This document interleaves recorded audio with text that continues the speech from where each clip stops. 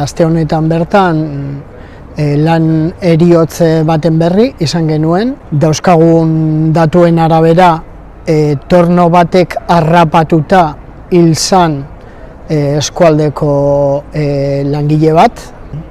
Honen aurrean hemen gauden sindikatuok salatu nahi dugu delako egoera.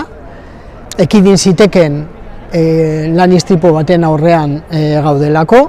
Printzipioz lan prebentziorako neurriak ez betetzearen ondorioz hilda langilea, harrapamendua sor dezaken edo zein tresna egokitu egin beharra dago, lankodeak argiki esaten du hori egin behar dela, eta printzipioz lan prebentziorako eskumena Eusko Jaurlaritzak dauka, baina Eusko Jaurlaritzak presioa egin beharrean, beharrezkoa diren aldaketak eta lan prebentzio neurriak har daitezen egin beharrean, egiten duena da enpresei uzten die nahi duten egiten eta inolako presiorik ez du egiten. Honen ondorioz horrelako egoerak, horrelako ondorio larriak etortzen dira. Printzipioz badakigu egin direla ekimen desberdinak.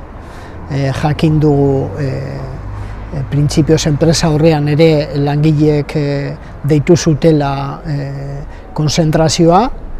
Gaur Euskal Gehiengo Sindikalak deitu dugu ere mobilizazio batera, ikusten duzuena, eta printzipioz badakigu herrian bertan ere herri mugimenduak deitua duela astelehenean arratsaldeko 7:30 beste konzentrazio bat, prekarietateak hiltzen duela salatzeko.